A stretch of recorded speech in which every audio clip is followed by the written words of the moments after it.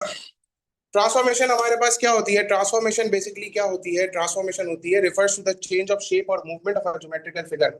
हमारे पास shape change हो रहा है, ज्योमेट्रिकल फिगर का स्ट्रक्चर सेम रह रहा है। ये बात आपको पता होनी चाहिए कि ज्योमेट्रिकल फिगर का स्ट्रक्चर हमेशा सेम रहता है। आपके पास सिर्फ और सिर्फ क्या चेंज होता है? आपके पास मूवमेंट होती है, शेप चेंज हो सकता है, स्ट्रक्चर सेम रहता है। एक ट्रायंगल को अगर मैं उठा के एक जगह से दूसरी जगह पे लेके जाऊं तो कभी वो स्क्वायर नहीं बन जाएगा। ठीक है। आपका नाम अली है, फॉर एग्जाम्पल मेरा नाम आरिफ है। मैं एक इलाके से कराची से उठ के मैं इस्लामाबाद चला जाऊं तो मेरा नाम शेख मोहम्मद अ, वो नहीं बन जाएगा, कुछ भी नाम नहीं बन जाएगा, मेरा दूसरा नाम नहीं हो जाएगा ना ही। अगर मैं पतला हूं तो मैं मोटा नहीं हो जाऊंगा, या मैं मोटा हूं तो पतला नहीं हो जाऊंगा। तो हमें क्या एक बात पता होनी चाहिए, ट्रांसफॉर्मेशन के अंदर हमेशा स्ट्रक्चर सेम रहता है मूवमेंट का। ट्रांसफॉर्मेशन की 5 कैटेगरीज होती हैं जो कि आपको पता होनी चाहिए। वो पांचों की पांचों categories you should know. Translation number 1 जो कि हम पढ़ेंगे, reflection number 2, enlargement number 3, rotation number 4 और मैट्रिक्स। बेटा ये मैट्रिक्स जो है ये आपके सिलेबस से बाहर जा चुका है, मैट्रिक्स जो है ये आपके सिलेबस से फारिग हो चुका है। तो मैट्रिक्स की आप लोग टेंशन नहीं लें। अच्छा, इसके अंदर हमारे पास जो ये शेयर था और हमारे पास स्ट्रेच था, ये भी जो दो चीजें हैं ना, ये भी सिलेबस से खत्म हो चुकी हैं, अभी सिलेबस का पार्ट नहीं है।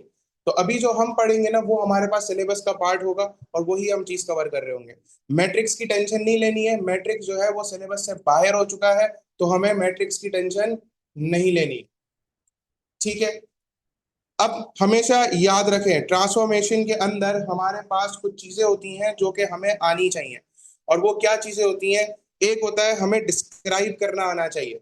ट्रांसफॉर्मेशन को डिस्क्राइब करना आना चाहिए कि भाई हम एक ट्रांसफॉर्मेशन को डिस्क्राइब किस तरीके से करते हैं। भाई डिस्क्राइब का क्या मतलब है सर, बता दें। डिस्क्राइब का मतलब है कि भाई अगर ट्रांसलेशन हो रही है तो क्या ट्रांसलेशन हो रही है, भाई क्या हो रहा है। अगर रोटेशन हो रही है तो कैसे रोटेट हो रहा है, रिफ्लेक्ट हो रहा है तो कैसे रिफ्लेक्ट हो रहा है। तो ये चीजें हमें डिस्क्राइब करना आनी चाहिए। दूसरी चीज होती है कंस्ट्रक्शन। कंस्ट्रक्शन हर ट्रांसलेशन की जरूरी नहीं है, कुछ हिस्से होते हैं जो कि हमें ट्रांसफॉर्मेशन में कुछ हिस्से होते हैं जिनको हमें कंस्ट्रक्ट करना होता है, वो हम समझेंगे। सही है। सबसे पहली ट्रांसफॉर्मेशन जो हम पढ़ने जा रहे हैं, दैट इज ट्रांसलेशन। क्या है हमारे पास? ट्रांसलेशन। इससे पहले की कोई चीज में कोई क्वेश्चन है तो प्लीज पूछ ले, मैं 1 मिनट के लिए खाली चैट बॉक्स ऑन कर रहा हूँ। कोई क्वेश्चन है? अगर नहीं है तो हैंड रेस कर ले जल्दी से।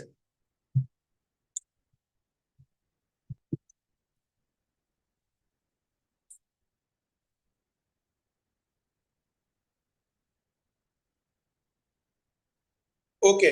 Good scenes. Good scenes.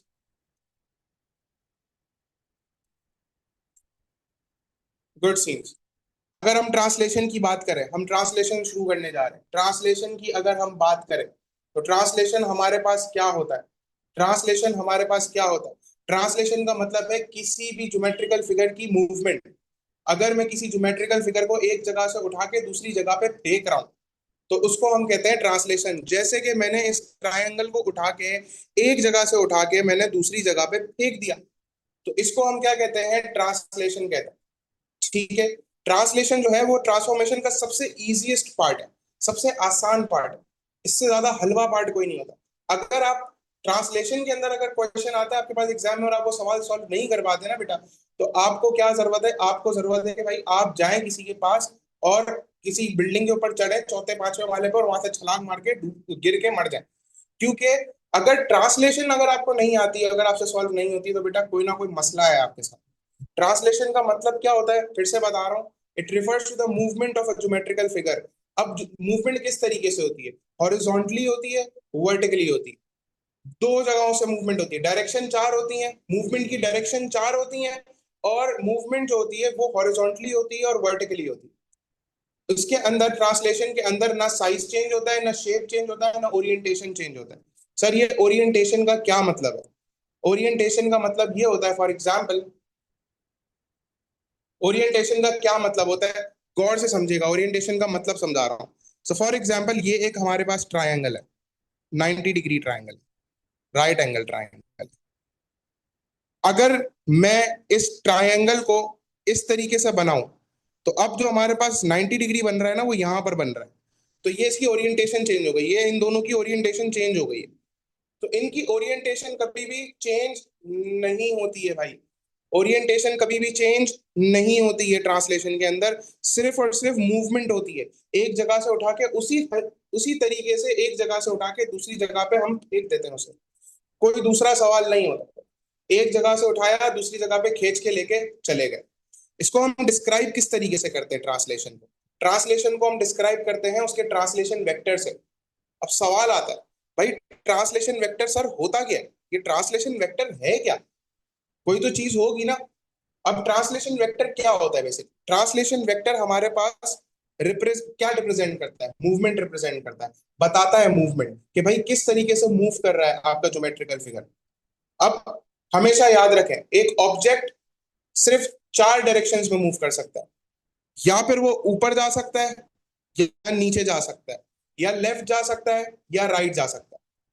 ठीक है? कभी भी एक ऑब्जेक्ट स्लांट नहीं जा सकता। सही है? स्लांट नहीं जा सकता है। वो हमेशा या फिर ऊपर जाएगा, या नीचे जाएगा, या लेफ्ट जाएगा, या राइट जाएगा। सिर्फ और सिर्फ चार डायरेक्शन होंगी। चार डायरेक्शंस के अलावा कुछ भी नहीं होगा। अगर मैं इसकी बहुत अच्छी एग्जांपल दूं, तो एक अगर मोटा आदमी है, चले मोटे को छोड़े, पतला आदमी है, भाई मैं कोई रेसिस्ट आदमी नहीं हूं, ना ही मैं कोई वो हूं कि भाई मोटा पतला करूं, लेकिन एक बात है, भाई पतला आदमी है। एक पतला आदमी एक पहाड़ पे चढ़ने की कोशिश कर रहा है, जाहिर सी बात है वो नहीं चढ़ पाएगा पहाड़ पे। क्या आपको लगता है वो पहाड़ पे चढ़ पाएगा? पतला आदमी एक केटू पहाड़ पे चढ़ पाएगा सीधा सीधा? अगर लगता है तो हैंड रेस करें।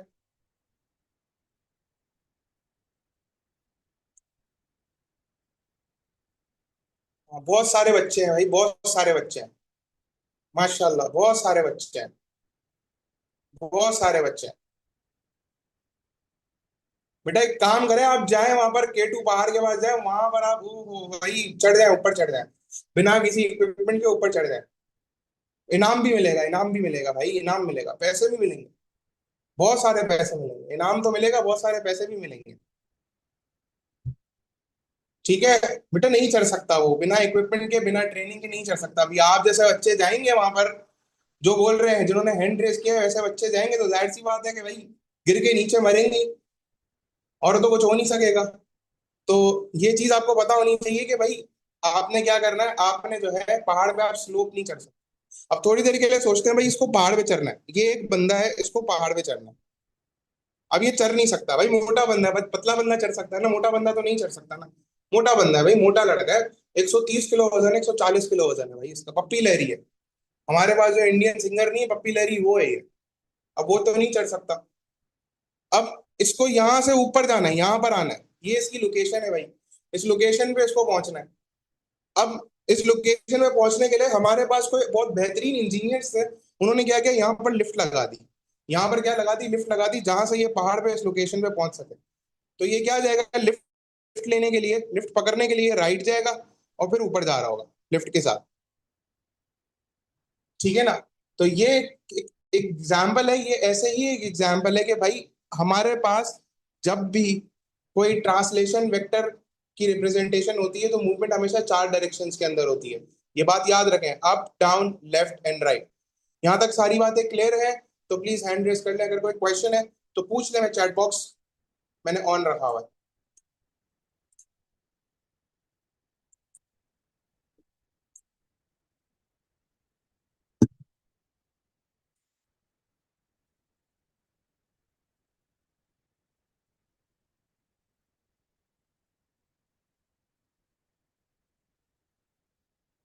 चले जी। ओके। परफेक्ट। ओके जी। अब नेक्स्ट चीज जो हम पढ़ने जा रहे हैं भाई, ट्रांसलेशन वेक्टर होता कैसा है? ट्रांसलेशन वेक्टर होता है हमारे पास कॉलम वेक्टर की तरह। किस तरह होता है भाई? कॉलम वेक्टर की तरह होता है। अब कॉलम वेक्टर में हमारे पास ये एक एक्स होता है, हमारे पास ये एक एक्स होता है, और एक वाई होता है। ये एक्स अपॉन वाई नहीं है भाई, ये एक्स अपॉन वाई नहीं है, ये एक्स अपॉन वाई नहीं है, ये एक्स और वाई अलग अलग है। एक्स क्या बताता है? एक्स बताता है movement along X axis. Movement along X axis, या फिर हम कह सकते हैं मूवमेंट किस चीज के लिए? Horizontally movement, horizontal movement, horizontal movement, या movement along X axis. Y क्या बताता है? वाई बताता है मूवमेंट अलोंग वाई एक्सिस, या फिर वर्टिकल मूवमेंट, हम वर्टिकल मूवमेंट भी कह सकते हैं। हॉरिजॉन्टल वर्टिकल क्या होता है भाई, बता देता हूँ। हॉरिजॉन्टल ये होता है और वर्टिकल ये होता है। मुझे पता है सर ये आप क्या पढ़ा रहे हैं, ये तो हमें भी पता है, बट मुझे पता है कुछ बच्चे ऐसे होंगे जिनको हॉरिजॉन्टल और वर्टिकल में अभी भी फर्क नहीं पता होगा। तो हॉरिजॉन्टल ये होता है, वर्टिकल ये होता है। तो ट्रांसलेशन वेक्टर हमारे पास एज कॉलम वेक्टर होता है, और हमारे पास ट्रांसलेशन वेक्टर के अंदर एक्स और वाई मूवमेंट्स होती हैं। एक्स मूवमेंट्स का मतलब है हॉरिजॉन्टल मूवमेंट, हॉरिजॉन्टल मूवमेंट, और वाई मूवमेंट का मतलब है वर्टिकल मूवमेंट। अब इसकी कहानी क्या होती है, गौर से देखिएगा, गौर से समझिएगा। ये एक्स जो होता है ना हमारे पास, ये एक्स का मतलब अगर पॉजिटिव है, अगर एक्स हमारे पास पॉजिटिव है, तो इसका मतलब है कि we are going x boxes to the right. अगर एक्स पॉजिटिव है तो we are going x boxes to the right. अगर हमारे पास एक्स नेगेटिव है तो we are going x boxes to the left. इसका क्या मतलब है सर, ये क्या बोल रहे हैं आप, समझ में नहीं आ रहा है, कोई बात नहीं, जब हम क्वेश्चन करेंगे ना इसका तो आपको ये ऐसा बिल्कुल हलवा लगने लगेगा, बोलेंगे ये क्या था, ट्रांसलेशन तो बिल्कुल हलवा था। अगर हम y की बात करें तो y अगर हमारे पास पॉजिटिव होगा तो y पॉजिटिव का मतलब है कि भाई y बॉक्सेस अपवर्ड्स, हम ऊपर की तरफ जा रहे हैं। अगर y नेगेटिव होगा तो हम नीचे की तरफ जा रहे होंगे, डाउनवर्ड्स जा रहे होंगे। ठीक है। अब इसकी एक टिप है, हमारे पास टिप क्या है कि भाई if the object in translation vector is given then we can apply formula. ये फॉर्मूला अभी नहीं देखें, खाली ये मतलब इसको अभी याद नहीं करें फॉर। ये जब हम एक सवाल करेंगे ना उसमें मैं आपको डिटेल में समझाऊंगा कि ये फॉर्मूला कब आप इस्तेमाल कर सकते हैं। Object plus translation vector equals to image, formula आपने बचपन से पढ़ा होगा अपने स्कूल में। ठीक है, लेकिन हम लोगों को क्या करना है, ये क्वेश्चंस के साथ सॉल्व करना है ताकि असल में समझ में आए कि क्या हो रहा है। अगर यहाँ तक कोई क्वेश्चन है तो प्लीज पूछ लें, चैट बॉक्स ऑन है मेरा। ठीक है। और अगर सबको समझ में आ गया है तो प्लीज हैंड रेस कर लें जल्दी से।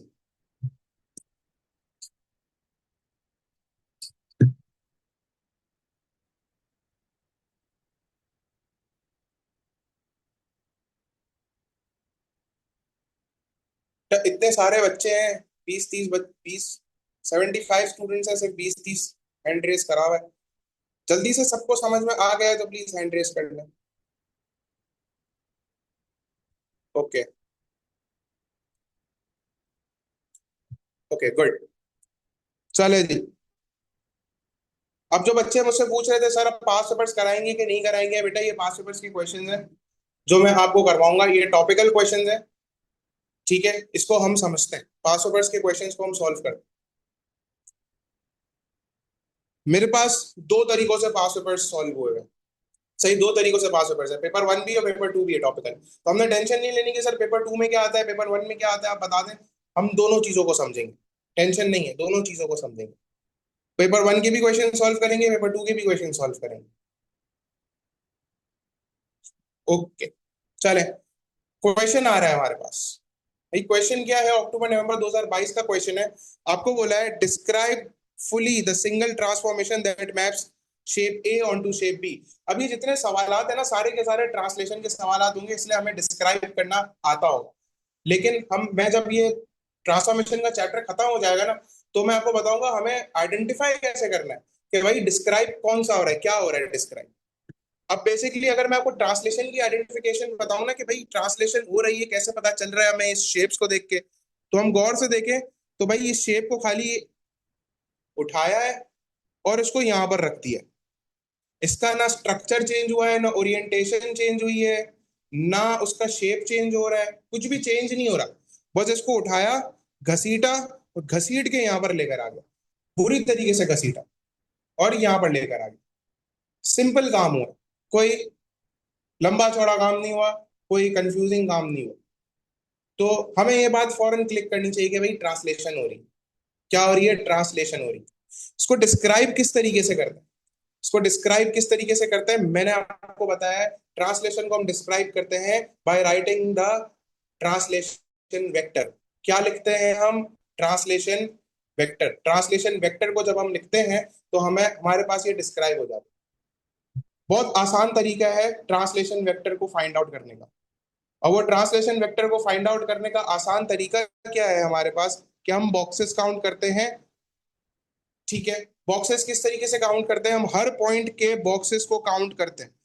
कितना ऊपर जा रहा है, कितना नीचे जा रहा है, या कितना लेफ्ट जा रहा है, या कितना राइट जा रहा है। गौर से देखिएगा। अगर हमेशा याद रखें, बॉक्सेस काउंट आपने करना शुरू करने हैं कहां से, ऑब्जेक्ट से काउंट करना शुरू करना है। अच्छा, इसकी एक और चीज मैं आपको बता दूं।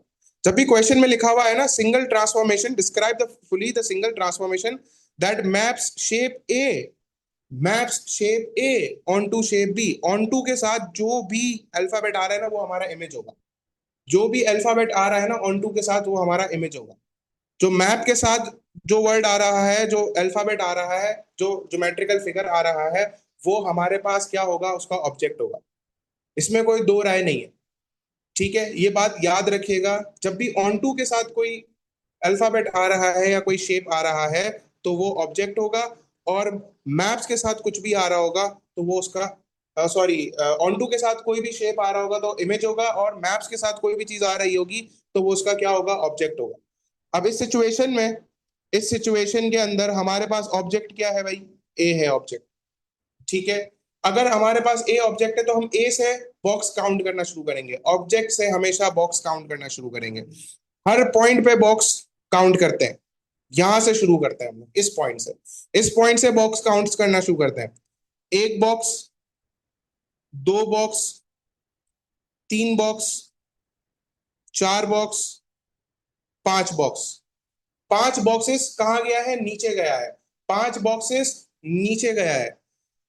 एक बॉक्स, दो बॉक्स, दो बॉक्सेस राइट पे गया है। पांच बॉक्सेस नीचे गया है, और दो बॉक्सेस कहां पर गया है भाई, राइट पे गया है। पांच बॉक्सेस नीचे गया है और दो बॉक्सेस कहां गया है भाई, राइट पे गया है। ठीक है, तो हमारे पास ये चीज हो गई। अब नेक्स्ट चेक कर लेते हैं। अच्छा, वैसे तो हम एक को भी चेक करेंगे ना, अगर हमें पता है कि भाई ये ट्रांसलेशन है, अगर हमें 100% पता है कि भाई ये ट्रांसलेशन है, तो हम खाली एक पॉइंट को भी चेक कर लेंगे ना, तो मोर देन इनफ है। लेकिन क्या है भाई, हमें कंफर्मेशन चाहिए। हम इनसिक्योर लोग हैं, हमें इनसिक्योरिटी होती है। हमें नहीं पसंद है भाई अगर हमारा आंसर गलत आ जाए, या हमारा आंसर पॉइंट्स में आ रहा हो, या हमारा आंसर बहुत बड़ा आ रहा हो, हम घबरा जाते हैं। तो इस सिचुएशन में हम क्या करेंगे, सारे पॉइंट्स को चेक कर लेंगे। ये वाले पॉइंट को भी चेक कर लेते हैं भाई।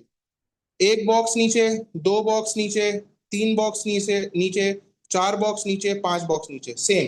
पांच बॉक्सेस नीचे गया है और दो बॉक्सेस राइट हैंड साइड पे गया। पांच बॉक्सेस नीचे गया है और दो बॉक्सेस राइट हैंड साइड पे गया है। ये वाला भी चेक कर लेते हैं। एक बॉक्स, दो बॉक्स, तीन बॉक्स, चार बॉक्स, पांच बॉक्स। पांच बॉक्सेस नीचे गया है, और एक और दो, दो बॉक्सेस राइट पे गया है। पांच बॉक्सेस नीचे गया है, दो बॉक्सेस राइट पे गया है। इससे हमें अब कॉन्फिडेंस आ गया कि भाई इसका ट्रांसलेशन वेक्टर जो होगा ना, अगर नीचे जा रहा है, अगर नीचे जा रहा है, नीचे जा रहा है तो वाई की बात हो रही है। वर्टिकली अगर मूव कर रहा है तो वाई की बात हो रही है। तो वाई हमारे पास नीचे यहां पर लिखा हुआ होता है। ये हमारे पास वाई होता है, ये हमारे पास एक्स होता है। अब एक्स और वाई की जगह हम क्या लिखेंगे, पांच बॉक्सेस नीचे की तरफ जा रहा है तो मतलब -5 वाई पे, और दो बॉक्सेस राइट की तरफ जा रहा है, इसका मतलब है +2।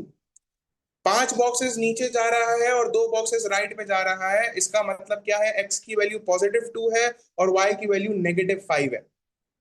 तो ये हमारे पास क्या आ गया, इसका ट्रांसलेशन वेक्टर आ गया। आपने आंसर किस तरीके से लिखना है, आपने लिखना है ट्रांसलेशन वेक्टर, आपने लिखना है translation vector equals to 2 and -5। ठीक है भाई, यहां तक कोई सवाल है तो प्लीज पूछ लें। अगर कोई क्वेश्चन नहीं है तो हैंड रेस कर लें, या थम्स अप कर दें, कुछ भी कर दें, जल्दी कर दें।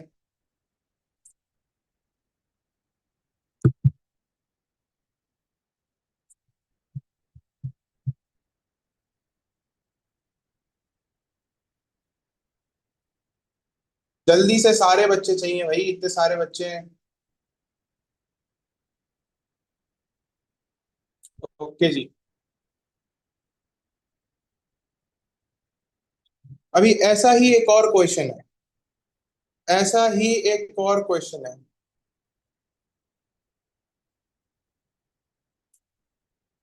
तो कॉलम वेक्टर जो होता है ना, वो बेसिकली होता क्या है, मैंने आपको जैसे पहले भी बताया है, कॉलम वेक्टर हमारे पास क्या होता है। कॉलम वेक्टर जो होता है ना, वो हमें मूवमेंट बताता है। अब कॉलम वेक्टर होता एक ही है। क्वेश्चन में हमेशा जब भी कॉलम वेक्टर आपके पास गिवन होगा और आपको इमेज बनाने का बोलेगा ना, तो वो एक ही कॉलम वेक्टर गिवन होगा। सही है, एक ही कॉलम वेक्टर गिवन होगा।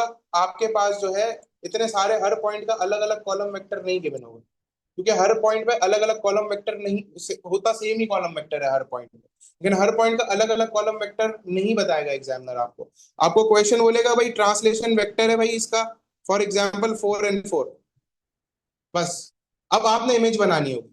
ये इमेज वाले सवालात हम करेंगे, इमेज वाले सवालात हम कर रहे होंगे, टेंशन नहीं है, टेंशन नहीं है, हम इमेज वाले सवालात कर रहे होंगे। ओके जी, और कोई क्वेश्चन है?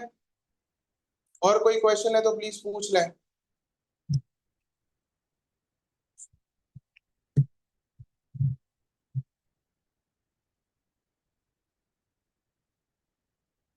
ठीक है भाई, और कोई क्वेश्चन नहीं है तो चैट बॉक्स ऑफ कर रहा हूं। अब यही ऐसा मिलता जुलता सवाल है, मिलता जुलता सवाल है कि भाई ये मिलता जुलता सवाल क्या है कि हमें ट्रांसलेशन बतानी है, ट्रांसलेशन वेक्टर बताना है इसका। पहली चीज आइडेंटिफाई कैसे किया? भाई ऑब्जेक्ट को उठा के, सिंपली नजर आ रहा है, उठा के ड्रैग करके उठा के उधर लेकर चले गए, खींच के लेके चले गए, घसीट के लेके चले गए, खींच के नहीं लेकर गए, घसीट के लेकर गए। ठीक है, अब इसका ट्रांसलेशन वेक्टर भी हम यही करेंगे, बॉक्सेस काउंट कर लेंगे। ये वाले पॉइंट से काउंट करना शुरू करते हैं। एक बॉक्स, दो बॉक्स, तीन बॉक्सेस ऊपर, एक बॉक्स, दो बॉक्स, तीन बॉक्स, चार बॉक्सेस लेफ्ट। सही है, तीन बॉक्सेस ऊपर और चार बॉक्सेस लेफ्ट पे, तीन बॉक्सेस ऊपर और चार बॉक्सेस लेफ्ट पे। अब मेरी मर्जी है, अगर मुझे अपने आप पे कॉन्फिडेंस है तो मैं खाली एक ही पॉइंट से ट्रांसलेशन वेक्टर लिख दूंगा। अगर मुझे अपने आप पे कॉन्फिडेंस नहीं है, हमें मुझे लगता है कि यार मुझे जो है चेक करना पड़ेगा, क्योंकि मुझे अपने आप पे कॉन्फिडेंस नहीं, मैं चेक नहीं कर सकता या कर सकती। ठीक है, तो आपने सारे पॉइंट्स को लेके निकाल लिया, सारे पॉइंट्स के बॉक्सेस आपने क्या कर लिए, काउंट कर लिए, सारे पॉइंट्स के बॉक्सेस आपने क्या कर लिए, काउंट कर लिए। मुझे अपने आप पे कॉन्फिडेंस है और टाइम बचाने के लिए भाई मैं एक पॉइंट को फिलहाल काउंट करूंगा, बॉक्सेस को। तो एक पॉइंट को जब मैंने काउंट किया बॉक्सेस को, तो एक बॉक्स ऊपर, दो बॉक्स ऊपर, तीन बॉक्सेस ऊपर, three boxes up, one, two, three, four, four boxes to the left, four boxes to the left. ठीक है, three boxes up, four boxes to the left. अब एक और चीज है, आपको मैं एक और चीज बता दूं, जरूरी नहीं है कि पहले आप ऊपर जा रहे हैं फिर आप, डायरेक्शन जो है आपकी पहले ऊपर जा रही है फिर आप लेफ्ट जा रहे हैं, आप यहां से भी शुरू कर सकते हैं। एक, दो, तीन, चार बॉक्सेस लेफ्ट, एक, दो, तीन। आप इधर से भी क्या कहते हैं, अपने इमेज के पॉइंट तक जा सकते हैं, कोई मसला नहीं है। कोई जोर जबरदस्ती नहीं है कि आपने पहले ऊपर या नीचे ही जाना है और इसके बाद लेफ्ट राइट जाना है। आप पहले लेफ्ट राइट भी जा सकते हैं और ऊपर नीचे बाद में भी जा सकते हैं, ये आप पे डिपेंड करता है। लेकिन हमेशा एक चीज याद रखनी है कि हमेशा जो होगा क्या होगा, कि ऑब्जेक्ट से काउंट होंगे बॉक्सेस। कहाँ से काउंट होंगे? ऑब्जेक्ट से काउंट होंगे बॉक्सेस। कभी भी इमेज से काउंट नहीं करना। अगर इमेज से काउंट किया बेटा, तो एग्जामिनर का हमें नहीं पता होता, एग्जामिनर की बीवी से उसकी कभी भी लड़ाई हो सकती है, और वो लड़के उसकी बीवी ने अगर उसके मुंह पे फ्राई पैन मारा होगा या झाड़ू मारा होगा और उसका दिल खट्टा होगा, तो वो आपका पेपर भी फाड़ेगा और आपको एग्जाम में मार्क्स भी घटिया देगा। तो भाई मैं पहले से बता दूं कि ऐसी हरकतें नहीं करनी है, आप सुकून से रहना है, टेंशन फ्री होके पेपर देना। चले जी, अब अगर हम बात करें इसके ट्रांसलेशन वेक्टर की, तो इसका ट्रांसलेशन वेक्टर क्या है हमारे पास? ट्रांसलेशन वेक्टर इसका क्या हो गया, तीन बॉक्सेस ऊपर और हमारे पास चार बॉक्सेस लेफ्ट पे। तो चार बॉक्सेस लेफ्ट का मतलब है -4। मैंने क्या बताया था, एक्स नेगेटिव होगा तो हम लेफ्ट हैंड साइड की तरफ जा रहे होंगे, तो एक्स हमारा -4 होगा। और हमारे पास तीन बॉक्सेस हम ऊपर जा रहे हैं, इसका मतलब +3 होगा वाई। क्या ट्रांसलेशन वेक्टर निकालना सबको आ गया? कोई क्वेश्चन है, कोई सवाल है?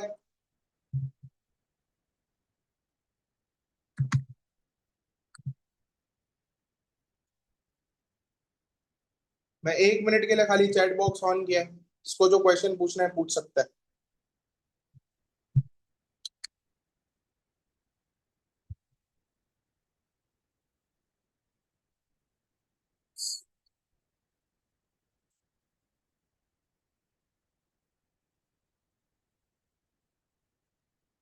चले जी भाई, मैं अज्यूम कर रहा हूँ भाई किसी को भी कोई भी क्वेश्चन पूछना नहीं। बेटा बिल्कुल। आप वर्किंग शो कर दें, आप वर्किंग शो कर दें, 2 मिनट की भी वर्किंग नहीं है। 2 मिनट की भी वर्किंग नहीं है, आप वर्किंग शो कर दें। बिल्कुल बेटा। ये जो आपने एक्स और वाई बताया ना, ये इसका 1 मार्क होगा, इसका 1 मार्क होगा और इसका 1 मार्क होगा। बिल्कुल, ये 2 मार्क्स का ही होगा। डिपेंड करता है। अब आपने एक चीज याद रखनी है, हमेशा याद रखनी है भाई, ये आपके पास एग्जामिनर हर अलग अलग तरीकों से पूछता है। तो ये तो मैंने आपको बोला ना भाई, एग्जामिनर का कोई भरोसा नहीं है। दूसरी चीज, वो मार्क्स दे रहा है ना, 2 मार्क्स, वो है जस्टिफाइड है। क्यों जस्टिफाइड है? कि भाई -4 और 3, ये दो हैं हमारे पास। नहीं बेटा, आज कैसे ट्रांसफॉर्मेशन कंप्लीट होगा भाई? आज कैसे ट्रांसफॉर्मेशन कंप्लीट होगा? ट्रांसफॉर्मेशन हमारे पास कंप्लीट होगा 2 देश में।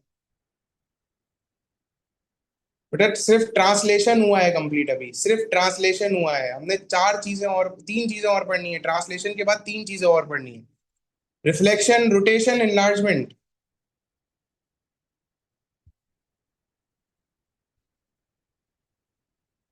बिल्कुल बेटा, ये आप, मैं समझ सकता हूँ, ये शॉर्टकट वर्ड आपने कहाँ से निकाला है, ये जेनेमेटिक्स का वर्ड है, मुझे पता है। शॉर्टकट्स लगते हैं, इसको हम प्रॉपर्टीज भी कहते हैं। बिल्कुल, उन्होंने कुछ टेंशन नहीं ले, वो सब चीजें पढ़ेंगे। टेंशन नहीं ले।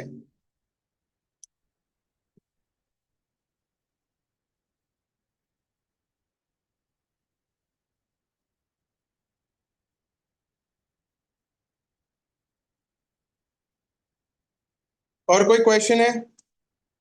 जल्दी से पूछ लें। बेटा -1/2 क्या नहीं होना चाहिए, आप मुझे जरा बताएंगे? ये -1/2 क्या नहीं होना चाहिए भाई? बिल्कुल बेटा, कंस्ट्रक्शन में सिखाऊंगा, लेकिन मसला सारा ये है कि कंस्ट्रक्शन में आपको सिखा तो दूं, लेकिन मैं अपने आईपैड पे अगर मैं कंपास रखूंगा ना, तो आईपैड पे कंपास रखूंगा तो मेरा जो आईपैड है ना, वो महंगा है, और मैंने बहुत मेहनत करके लिया है, तो वो टूट जाएगा। तो उसके लिए फिर मुझे अलग से वीडियो बनानी पड़ेगी।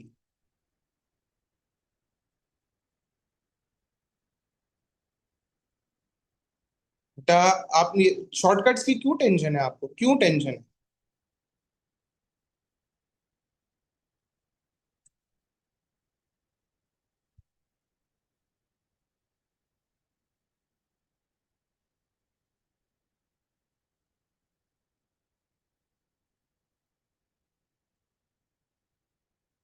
बेटा ये शॉर्टकट ही है ना, सारी चीजें शॉर्ट। बेटा ये आप जो इजी, वो कहते हैं ना कि वो इंस्टाग्राम और फेसबुक पे टिकटॉक पे आजकल नहीं आ रहे बच्चे के, वो आ रहे हैं, बड़े बड़े लड़के आ रहे हैं, अपने कोर्सेज बेच रहे हैं कि भाई आप इतना सा काम करें, आप लाखों रुपए कमा लें महीने का, आप करोड़ों कमा लेंगे महीने के, इतने मिलियन डॉलर, इतने 100 मिलियन डॉलर, इतने 50 मिलियन डॉलर। ये आप, टाइम कम है इसीलिए शॉर्टकट बता दें, शॉर्टकट इसलिए तो नहीं होगा ना भाई।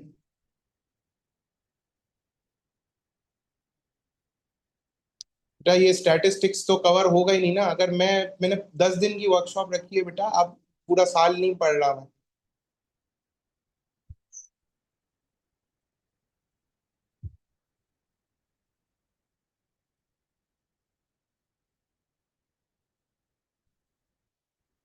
बेटा ये ट्रेसिंग पेपर वाले जो बच्चा है ये, हाँ, ये ट्रेसिंग पेपर अलाउड है कि नहीं है?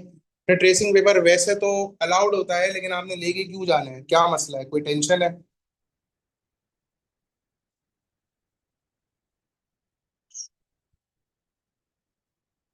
जी बिल्कुल भाई, सारा कुछ एक रात में ही खत्म करवा दूंगा। हाँ बिल्कुल, सारा कुछ एक रात में ही खत्म हो जाएगा भाई।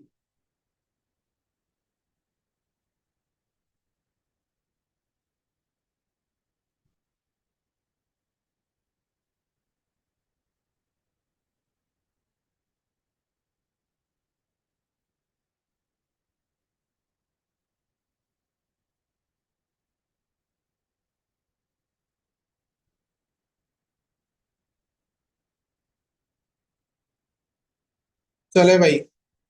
कुछ भी नहीं भाई, कुछ भी नहीं। जो बच्चे मुझसे पूछ रहे हैं कि सर आप दूसरे टॉपिक्स भी कवर कराएंगे, भाई देखें, मैंने 5 टॉपिक्स इसीलिए रखे हैं कि भाई 10 दिन में खत्म हो जाए, लेकिन अगर आप ऐसी चीजें करेंगे तो फिर यही होगा ना। ठीक है।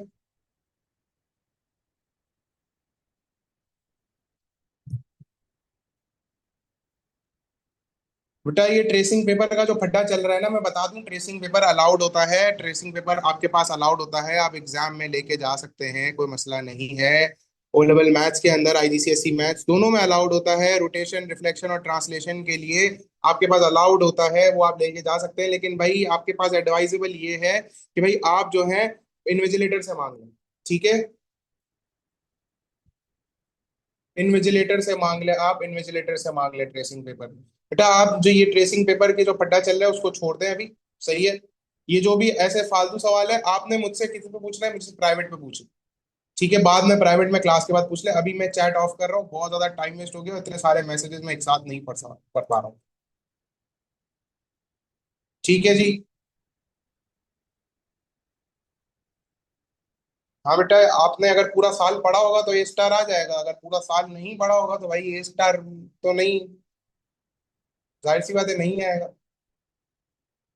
अभी आप खाली 10 दिन के अंदर आप बोलेंगे, वैसे ही बच्चे पूछ रहे हैं मेरे से सर पूरा सिलेबस कवर कराएंगे 10 दिन में, मैं क्या शक्तिमान हूँ क्या पूरा सिलेबस कवर करवा दूंगा।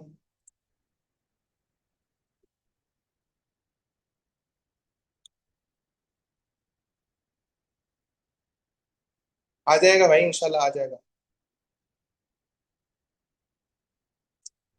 बेटा ये फॉर्मूला अभी हम यूज करेंगे। नहीं भाई, आप मुझे शक्तिमान ना समझो, चले कंटिन्यू कर रहे हैं भाई, बहुत बच्चों की रिक्वेस्ट आ रही है कंटिन्यू करें, मैं कंटिन्यू कर रहा हूँ, ऑफ कर रहा हूँ चैट। चले जी, कंटिन्यू करते हैं हम लोग। ओके भाई, आगे की अगर हम बात करें तो हमारे पास ये एक और सवाल है ट्रांसलेशन का, जिसके अंदर हमें वही बॉक्सेस काउंट करने हैं, मैं कुछ और नया पास पेपर लेकर आते हैं, ये पास पेपर आगे। ये पास पेपर क्वेश्चन के अंदर हमें इमेज बनानी है।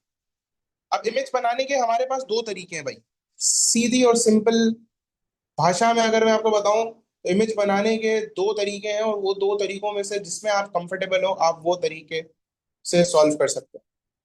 कौन से तरीके हैं भाई, चेक कर लेते हैं।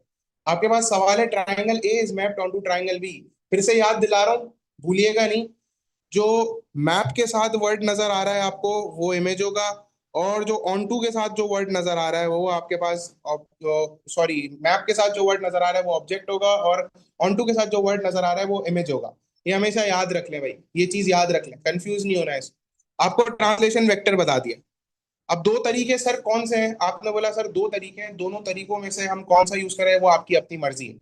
अब दो तरीके कौन से हैं? गौर से देखिएगा, पहला तरीका है वही बॉक्सेस काउंट करना, पुराने जमाने का तरीका, ओल्ड स्कूल तरीका। आपने बॉक्सेस काउंट करा, बहुत आसान तरीका है, ओल्ड स्कूल तरीका, और अच्छा तरीका वही है। मेरा मशवरा है, अंदर अंदर की बात बता रहा हूँ भाई, ओल्ड स्कूल तरीका अच्छा है। अब ओल्ड स्कूल तरीका अच्छा है तो इसके अंदर क्या कहानी है इसकी, गौर से देखें। आपके पास ट्रांसलेशन वेक्टर क्या है, 7 और -5।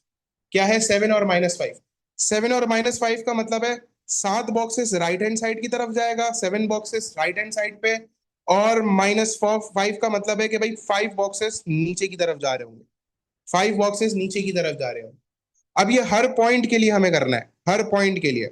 सबसे पहले हम ये वाले पॉइंट के लिए शुरू करते हैं। 7 बॉक्सेस हम राइट जाएंगे, 1 2 3 4 5 6 7। 7 बॉक्सेस हम चले गए राइट में भाई, 7 बॉक्सेस हम कहाँ चले गए, राइट चले गए।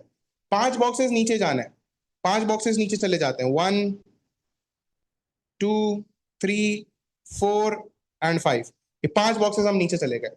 तो इसका जो हमारे पास करस्पॉन्डिंग पॉइंट है, इसका जो हमारे पास करस्पॉन्डिंग पॉइंट है ये यहां पर आ गया। करस्पॉन्डिंग मतलब भाई इमेज पॉइंट जो है इसका वो यहां पर आ गया। ठीक है, अब दूसरे पॉइंट के लिए निकाल लेते हैं भाई। 7 बॉक्सेस राइट पे, 1 2 3 4 5 6 7। 7 बॉक्सेस राइट पे चले गए, 1 2 3 4 5 6 7। 7 बॉक्सेस राइट पे, 5 बॉक्सेस नीचे।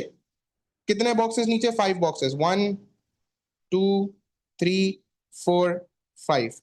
ये हमारे पास इसके इस पॉइंट का करस्पॉन्डेंस पॉइंट आ गया, इस पॉइंट का करस्पॉन्डिंग पॉइंट आ गया, इमेज पॉइंट आ गया। अब हमारे पास है भाई ये वाला, 1 2 3 4 5 6 और 7। ये हमारे पास आ गए 7 बॉक्सेस राइट पे, और 1 2 3 4 5। 5 बॉक्सेस हमने नीचे चले गए, तो ये हमारे पास इसका करस्पॉन्डिंग पॉइंट्स आ गया। अब हम क्या करेंगे भाई, सारी लाइनों को हम क्या कर लेते हैं भाई, जोड़ लेते हैं। मैं ये हटा देता हूं ताकि थोड़ा सा कंफ्यूजिंग लग रहा है। ओके जी, सारे पॉइंट्स को जोड़ लेते हैं, ये और ये। ठीक है, ये हमने इसकी इमेज बना ली। एग्जामिनर ने क्वेश्चन में एक बात लिखी हुई है, एग्जामिनर ने क्वेश्चन में ये बात लिखी हुई है कि draw and label triangle B. बेटा आप लोगों को सिर्फ ड्रॉ नहीं करना, आपने लेबल भी करना है। ये बात याद रखें भाई, लेबल भी करना है। तो हम इसको लेबल कर लेंगे भाई, ये बी है। ठीक है भाई, क्लियर हो गई बात? क्लियर हो गई तो हैंड रेस कर लें जल्दी से, जल्दी से हैंड रेस कर लें।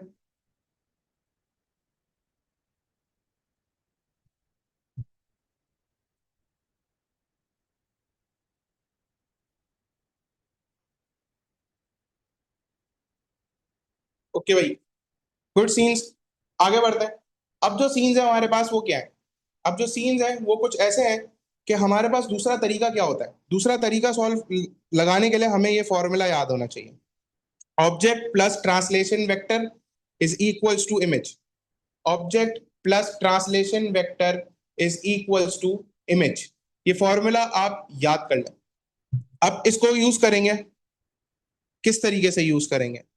अब ये थोड़ा सा नया तरीका है, नया तरीका तो नहीं है खैर, ये भी हम बचपन से ही सीख रहे हैं, लेकिन इसके अंदर मसला क्या है कि इसमें थोड़ी सी लंबी होती है।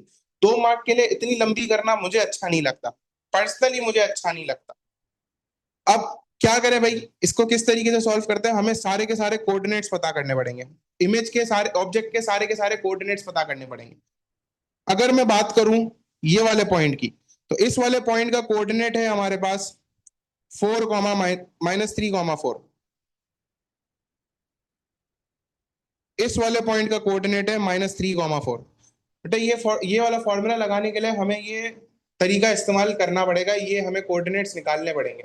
अब वो किस तरीके से निकालने पड़ेंगे मैं आपको बता रहा हूँ। हम वाई कोऑर्डिनेट देखते हैं और एक्स कोऑर्डिनेट देखते हैं। ठीक है, कोऑर्डिनेट्स हम लिखने का तरीका क्या होता है, एक्स कॉमा वाई लिखने का तरीका होता है। ठीक है, एक्स कोऑर्डिनेट हमारे पास हॉरिजॉन्टल लाइन पे होते हैं और वाई कोऑर्डिनेट हमारे पास वर्टिकल लाइन पे होते हैं, वर्टिकल एक्सिस पे होते हैं। ये बातें आपको याद होनी चाहिए। आगे स्टार्ट करते हैं भाई। पहला पॉइंट हमें पता चल गया -3, 4। दूसरा पॉइंट है हमारे पास -3, 1। तीसरा पॉइंट है हमारे पास ये वाला पॉइंट जो है, ये है -2, 1। अब हमारे पास फॉर्मूला क्या था, object plus translation vector, object plus translation vector, object plus translation vector. हमने ऑब्जेक्ट के सारे कोऑर्डिनेट्स लिख लिए, हम सब जगहों पे ट्रांसलेशन वेक्टर ऐड कर देंगे। क्या है हमारे पास, 7 और -5, 7 -5, 7 -5, 7 -5। तो हमारे पास इमेज आ जाएगा। ये थोड़ा लंबा तरीका है, बहुत अजीबो गरीब तरीका है, मजा भी नहीं आ रहा है ये करने में, मुझे तो बोरियत हो रही है करने में। फिर भी मेरा फर्ज है बताना भाई, मैं बता रहा हूँ। अगर मैं बात करूं कि भाई प्लस करना है तो कैसे प्लस करेंगे सर कोऑर्डिनेट्स को, बहुत आसान तरीका है, बहुत सिंपल तरीका है, गौर से देखिएगा। प्लस करने का सबसे आसान तरीका ये, आपने एक्स को एक्स से प्लस करना है और वाई को आपने वाई से प्लस करना है। एक्स को आपने एक्स से प्लस करना है, वाई को आपने वाई से प्लस करना है। अगर मैं -3 के साथ +7 करूंगा तो मेरे पास +4 आएगा, और अगर मैं 4 के साथ -5 करूंगा तो मेरे पास आएगा भाई -1। सर ये आपने क्या किया, समझा दें। बेटा ये जो प्लस साइन है ना, ये प्लस साइन इधर भी लग रही है और इधर भी लग रही है, वाई के साथ भी लग रही है। तो इसीलिए हम 4 के साथ माइनस कर रहे हैं, हम प्लस नहीं कर रहे। ठीक है, बेसिकली हम प्लस ही कर रहे हैं, लेकिन ये प्लस साइन जो है ये मल्टीप्लाई हो रही है -5 के साथ। तो प्लस और माइनस माइनस होता है, ये बात आपको बचपन से पता होगी, इसमें कोई नई बात नहीं है। नेक्स्ट कोऑर्डिनेट निकाल लेते हैं भाई। -3 और 7 वही 4 आ गया, कॉमा ये हमारे पास आ गया -4। -2 और 7 आ गया हमारे पास 5, कॉमा -1। इन कोऑर्डिनेट्स को मैं उठा लेता हूं और नीचे लेके चला जाता हूं। ओहो,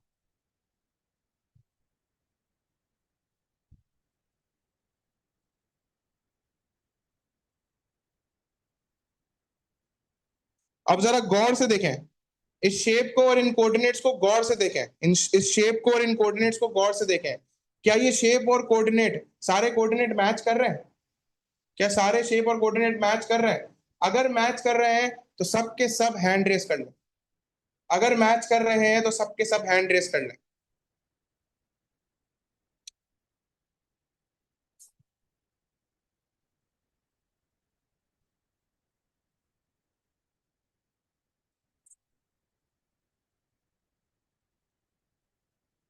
जी बिल्कुल, ये हमारे पास मैच कर रहे हैं।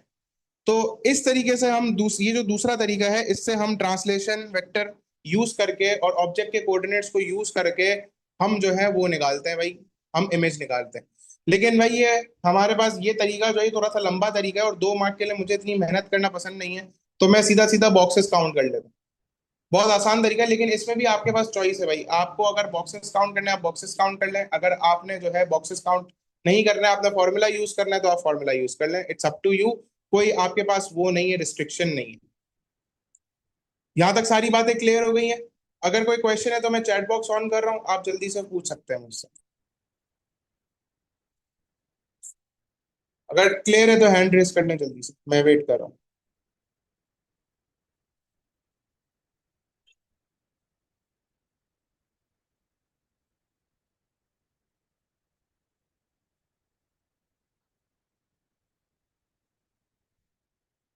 जी बेटा, बिल्कुल रिकॉर्डिंग्स मिलेंगी। आपको रिकॉर्डिंग्स की टेंशन है? क्लास में आते लेट, आए लेट है और रिकॉर्डिंग्स की टेंशन है। रिकॉर्डिंग्स मिल जाए बस किसी तरीके से। सर की रिकॉर्डिंग्स को चूस लूं मैं?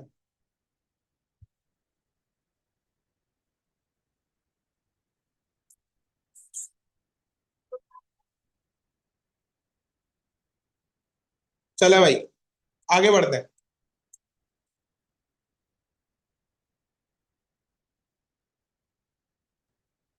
बेटा आप नहीं करें इरेज, लेकिन एक बात याद रखें कि आपने इरेज नहीं करनी, कोई मसला नहीं है, आप रख सकती हैं उस लाइन को। एग्जामिनर को कोई बुरा नहीं लगेगा आपने अगर लाइन बना दी है तो। ठीक है। आप बस एक काम कर सकते हैं भाई कि आपने क्या करना होगा, आपने पेंसिल से लाइन बनानी होगी। ऐसा नहीं हो कि आपने पेन पेन से लाइन बनाना शुरू कर दी और पूरी जो ग्राफ पेज है उसी की पूरी बैंड बच गई। ऐसा नहीं करिएगा। पेंसिल से लाइन बनाए, मिटानी हो मिटा दे, नहीं मिटानी हो नहीं मिटाए, कोई मसला नहीं है।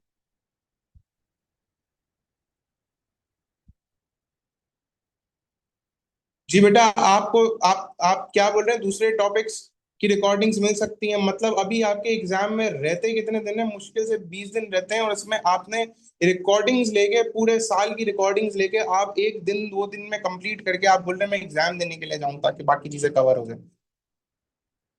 बेटा रिवीजन के लिए आपके पास यूट्यूब चैनल्स हैं, जो हम इस क्लास के अंदर पढ़ेंगे वो हम पढ़ेंगे, बस इसके अलावा कुछ भी नहीं होगा। जो क्लास के अंदर हो रहा है बस वही होगा।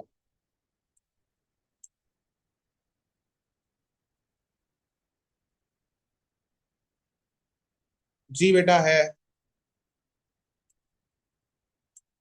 यस। वहां पर अभी मैं फिलहाल इतना एक्टिव नहीं हूँ यूट्यूब पे। होऊंगा एक्टिव नेक्स्ट ईयर से इंशाल्लाह। चले आगे बढ़ते हैं।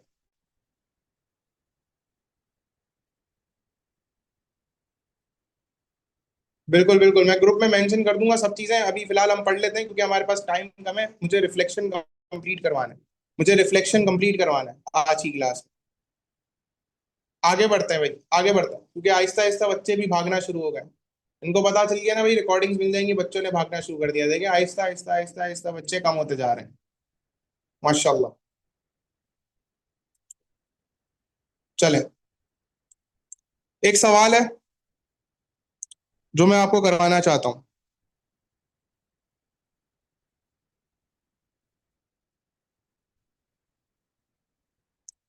एक ये सवाल है जो मैं आपको करवाना चाहता हूँ। ये एक टाइप ऑफ क्वेश्चन है जो कि आपके पास एग्जाम के अंदर आ सकता है।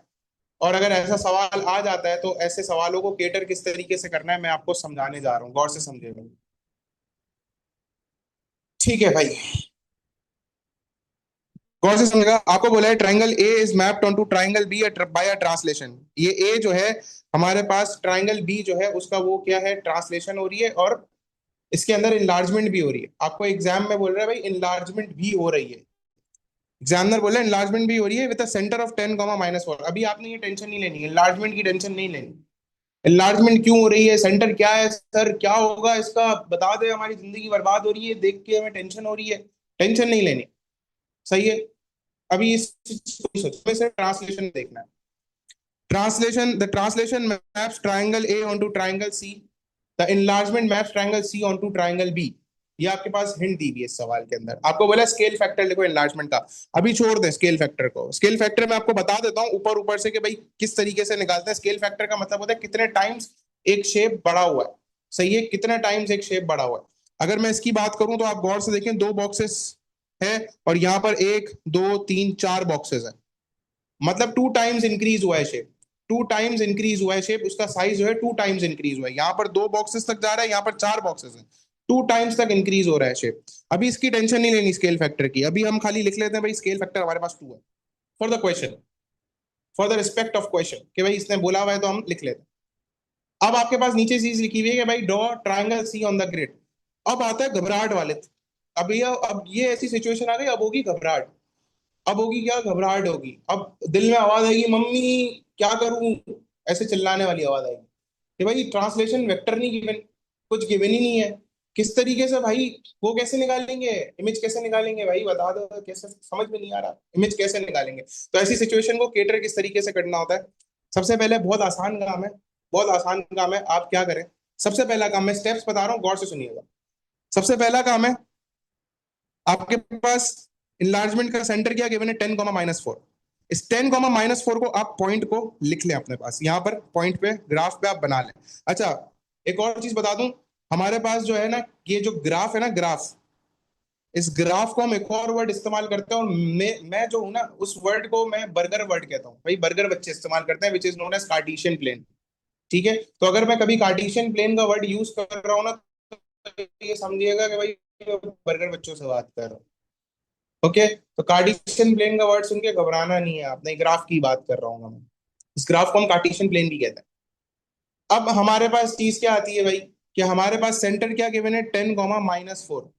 10, -4, 10, -4 पे हमने ग्राफ प्लॉट कर दिया। यहां पर है भाई 10, -4 हमारे पास सेंटर।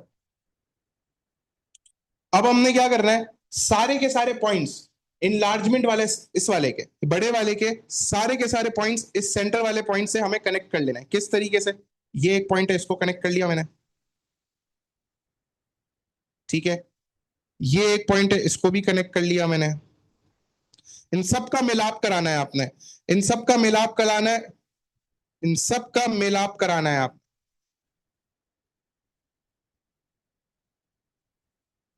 ठीक है, अब ये इन सब का मिलाप कराने के बाद, मिलाप का मतलब हो गया सब मुलाकातें कर रहे हैं, इनकी मोहब्बतें चल रही हैं इस जगह पे, इन सब की मोहब्बतें करवानी है आपने इधर। अब यहाँ पर इन सब की मोहब्बतें चल रही है। अब इसको सॉल्व किस तरीके से करना है, गौर से देखिएगा।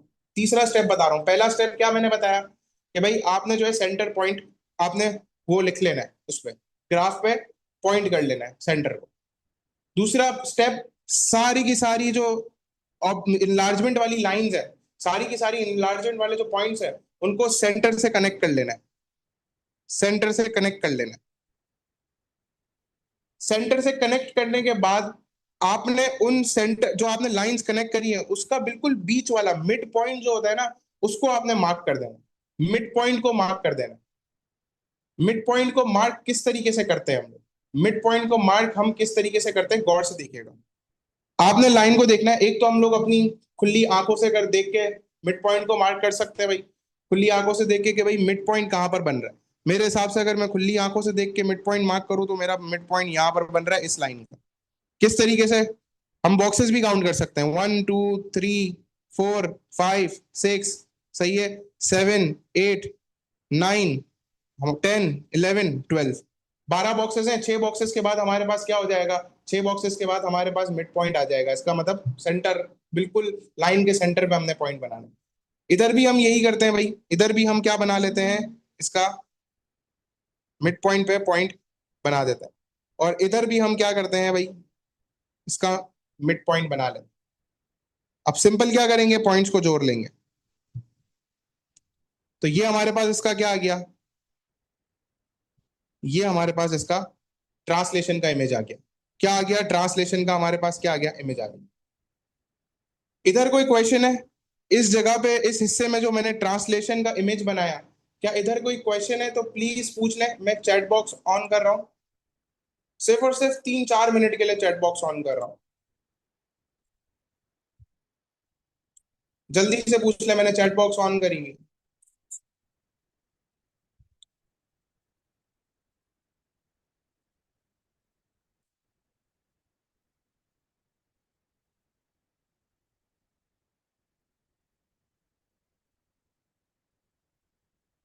बिल्कुल बिल्कुल, मैं दोबारा एक्सप्लेन कर रहा हूँ, टेंशन नहीं लेनी।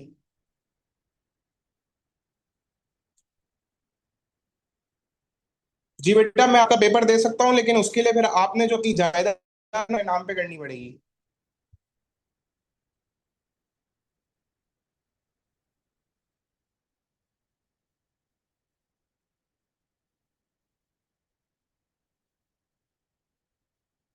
चले, मैं फिर से समझा रहा हूँ, फिर से समझा रहा हूँ।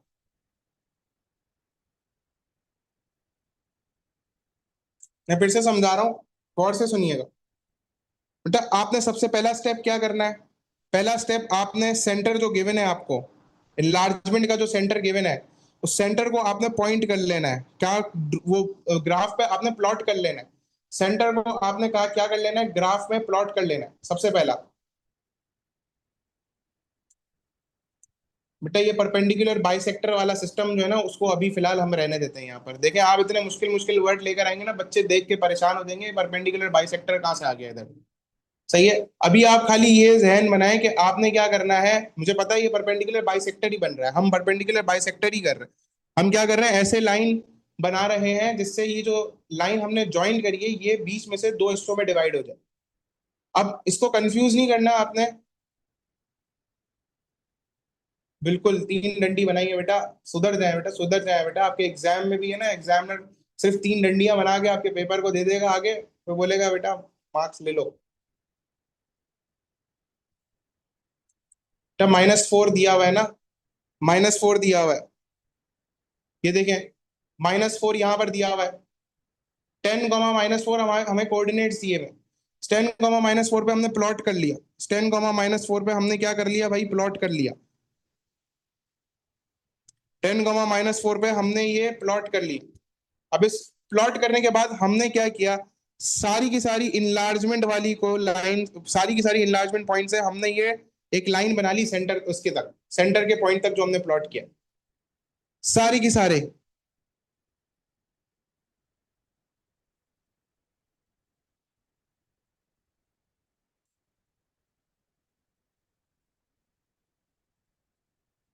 बेटा, मिड पॉइंट जो है वो थोड़ा ऊपर नीचे नहीं हो सकता। देखें, यहाँ पर स्ट्रिक्ट मार्किंग होती है, यहाँ पर स्ट्रिक्ट मार्किंग होती है। मिड पॉइंट थोड़ा भी ऊपर नीचे आगे पीछे नहीं हो सकता। ठीक है। आपने क्या करना है, लाइंस तीनों ड्रॉ करी आपने, तीनों की तीनों लाइंस ड्रॉ करी। कहां से लेके, इस इनलार्जमेंट के पॉइंट से लेके सेंटर तक की तीनों लाइंस ड्रॉ करी आपने, तीनों पॉइंट की। वहां पर ये लाइन जहां पर मिड पॉइंट पे आ रही है, जहां पर ये लाइन, पहली लाइन ये मिड पॉइंट पे यहां पर आ रही है, कट कर रही है। आप इसको ऐसे एग्जांपल ले सकते हैं, किसी भी लाइन को आपको दो हिस्सों में डिवाइड करना है, तो आप यहां पर एक लाइन बना लेते हैं ताकि आपको समझ में आ जाए। यहाँ पर है ना, ये लाइन जो है ना दो हिस्सों में अब डिवाइड हो रही है। मैं छुरी लेके काटने बैठ गया, छुरी लेके काटने बैठ गया हूँ। इस लाइन को मुझे दो हिस्सों में डिवाइड करना है। तो दो हिस्सों में डिवाइड करने के लिए बिल्कुल बीच में से मैं काटूंगा ना इसको। तो जहां पर बीच में से कट रही है ना ये लाइन, पहली लाइन, वहां पर एक पॉइंट लग जाएगा। दूसरी लाइन के लिए भी यही करेंगे, जहां पर वो बीच में से कट रही है वहां पर हम लोग वो कर लेंगे। बिल्कुल बिल्कुल, ये भी कर सकते हैं। आप मिड पॉइंट का फॉर्मूला लगा के मिड पॉइंट निकाल सकते हैं, लाइन का मिड पॉइंट आप निकाल सकते हैं। सही है। लाइन का मिड पॉइंट आप मिड पॉइंट का फॉर्मूला लगा के भी निकाल सकते हैं, कोई मसला नहीं है, कोई टेंशन नहीं है इस बात पे। अब मैं क्या कर रहा हूं भाई, सुन ले गौर से। मैं हर लाइन को बीच में से काट रहा हूं, और हर लाइन को जहां पर वो बीच में से कट रही है वहां पर एक पॉइंट लगा रहा हूं। फिर दूसरी लाइन हमारे पास बीच में से जहां पर कट रही है वहां पर मैं पॉइंट लगा रहा हूं। तीसरी लाइन जहां पर बीच में से पॉइंट कट रहा है वहां पर मैं क्या बना रहा हूं? पॉइंट लगा रहा हूं। वो पॉइंट्स जो है हमारे ट्रांसलेशन के होंगे। बेटा, क्या समझ में नहीं आ रहा आपको? आप मुझे बताएं, क्या समझ में नहीं आ रहा? क्या कंफ्यूजिंग लग रहा है?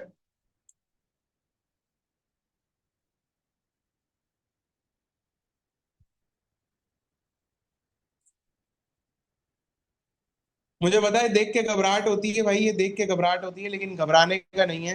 आपको तीन सिंपल स्टेप्स करने हैं। आपने आपको तीन सिंपल स्टेप्स करने हैं। आपने पहले कोऑर्डिनेट जो सेंटर है उसको आपने प्लॉट कर लेना है। आपने तीनों लाइंस बना दी, ये चार लाइंस, ये शेप की जितने भी पॉइंट्स हैं उन सबकी लाइन बनानी है सेंटर तक, जहां पर आपने सेंटर को प्लॉट किया हुआ है। जहां पर आपने सेंटर को प्लॉट किया हुआ है वहां से आपने लाइंस बनानी है हर पॉइंट पे। फिर जहां जहां पर, बेटा ये पेपर नहीं मिल रहा है तो आपको क्या टेंशन है, कोई टेंशन है? आप यहां पर देख लें।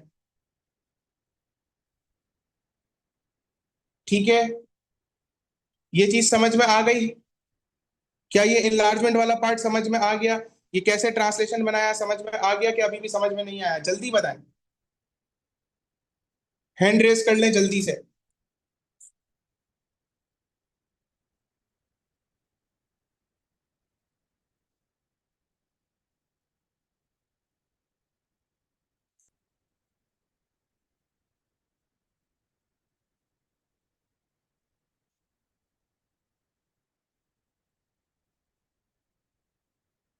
ओके, नेक्स्ट पार्ट आपको बोल रहा है भाई, find the column vector that represents a translation. Column vector निकालना है, वही बॉक्सेस काउंट कर लेते हैं।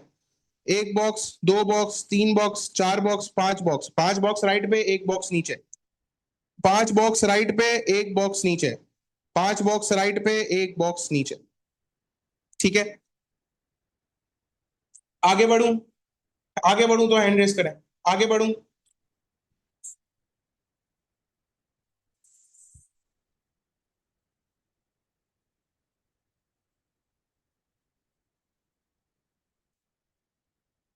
ठीक है भाई, अब ये एक सवाल है, ये आखिरी सवाल है, इसके बाद फिर हम रिफ्लेक्शन की तरफ जा रहे हैं। आखिरी सवाल क्या बोल रहा है कि भाई the diagram shows a line segment A B joining A 2,3 and B 5,4। आपको बोला है the diagram shows a line segment A B joining A 2,3 B 5,4। A B is mapped on to C D by translation -3,1। Find the coordinates of C. बहुत आसान है, इधर हम formula use करेंगे। वो जो हम फॉर्मूला यूज करते हैं ना, object plus translation vector is equals to image, ये फॉर्मूला अब इधर यूज होगा। अब इधर यूज होगा। सी याद करने का फायदा ये है कि अगर कहीं पे अल्लाह ना करे आ जाए तो हमें पता हो कि भाई अब यहां पर ये फॉर्मूला हमारे पास क्या हो रहा है, यूज हो रहा है। किस तरीके से यूज करेंगे इसको अब आप गौर से देखिएगा। आपको बोला है A B is mapped on to C D by translation -3,1। अब ये जो ए है ना, ये मैप हो रहा है सी पे, और बी जो है ये ट्रांसलेशन मैप हो रही है डी पे। हमें सी के कोऑर्डिनेट्स निकालना है। तो सी के कोऑर्डिनेट्स निकालने के लिए हमारे पास ऑब्जेक्ट के कोऑर्डिनेट्स क्या है? ऑब्जेक्ट हमारा ए है। ऑब्जेक्ट के कोऑर्डिनेट्स है 2 और 3। 2 और 3 प्लस ट्रांसलेशन वेक्टर क्या है? -3,1। बेटा गौर से देखिए, मैं आपको समझा रहा हूं एक चीज, गौर से समझिएगा। मुझे पता है ये कंफ्यूजिंग लग रहा है अभी भी थोड़ा, लेकिन ये कंफ्यूजिंग नहीं है। ये जो ए है ये मैप हो रहा है सी पे, और ये बी जो है मैप हो रहा है डी पे। इसीलिए मैंने ए के ऑब्जेक्ट के कोऑर्डिनेट्स लिए हैं। ए के ऑब्जेक्ट के कोऑर्डिनेट्स लेने के बाद मैंने उसको ट्रांसलेशन वेक्टर से जब ऐड किया तो मेरे पास सी इसका इमेज आ गया। ए जो है ऑब्जेक्ट है उसका इमेज सी है, बी जो ऑब्जेक्ट है उसका इमेज डी है। मैंने ए के कोऑर्डिनेट्स लिए और ट्रांसलेशन वेक्टर से ऐड कर दिया, तो मेरे पास सी के कोऑर्डिनेट्स आ जाएंगे जो कि हमारे पास इमेज है। ऐड कर लेते हैं। 2 + -3 इज -1, और 3 + 1 इज 4। -1, 4 हमारे पास सी के कोऑर्डिनेट्स आ गए। ये चीज समझ में आ गई कि ऊपर से गुजर गई? जल्दी से बताएं, हैंड रेस करके जल्दी से बताएं।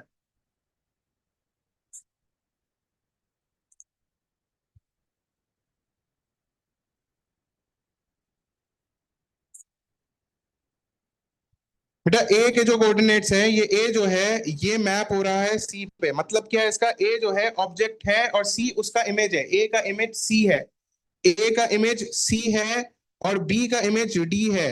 हमें सी के कोऑर्डिनेट्स निकालने हैं, इसीलिए हमने इनको यूज किया है। किसको? ए के कोऑर्डिनेट्स को यूज किया है सी इमेज निकालने के लिए।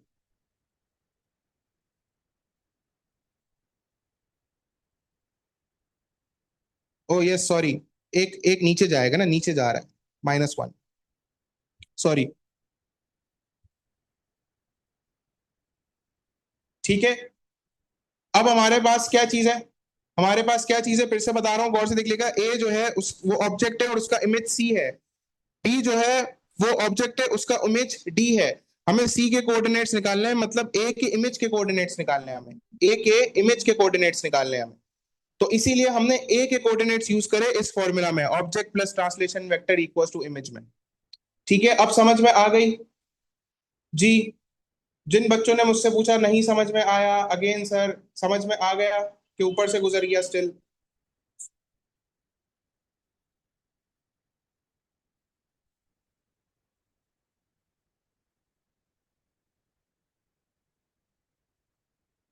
Object plus translation vector, object plus translation vector. Two को मैंने थ्री से ऐड कर दिया, टू को मैंने -3 से ऐड कर दिया, और थ्री को मैंने 1 से ऐड कर दिया। ठीक है, टू को मैंने -3 से ऐड कर दिया, थ्री को मैंने 1 से ऐड कर दिया, तो मेरे पास इमेज आ जाएगा। जी बिल्कुल, थोड़ा बहुत तो डिफिकल्ट आता है, ट्रांसलेशन भी ऐसा नहीं है कि भाई आसान ही आएगा, बिल्कुल मुश्किल भी थोड़ा बहुत आता है, घबराना नहीं है। चले जी आगे बढ़ूं, रिफ्लेक्शन पे आऊं।